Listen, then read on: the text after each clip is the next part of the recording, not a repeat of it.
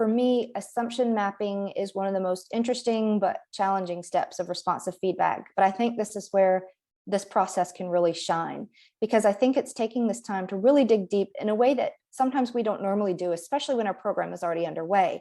I think, sometimes in the planning phase, we might think through some of these things and try to adjust our activities accordingly, but often we're not given that space to kind of revisit once those activities are set in the field. So I think this is one of the most valuable steps, but one that's a little more challenging to kind of wrap your mind around as you walk through.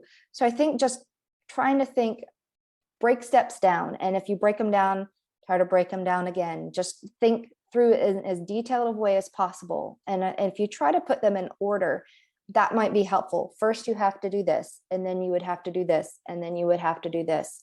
And that might kind of help jog your memory and just think through, if you were a participant going through this activity, what would you have to do? How would you actually walk through this kind of journey to get to that outcome?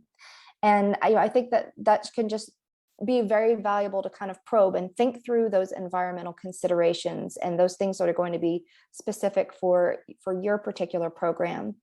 And this is also a place where I would encourage you to draw on examples, any case studies that are provided, and especially that step-by-step guide. This directly links back to the value of the step-by-step guide, because you're not alone. This has been worked through before, and we have a very good example in that step-by-step guide of how people have taken their activities and kind of thought through, okay, well, what are people actually going to have to do to make sure that this reaches our outcome? So I think that this can be a valuable place to draw upon other resources and other kinds of opportunities to look for examples that we've provided to give some ideas, because it takes a little practice to get into this mindset.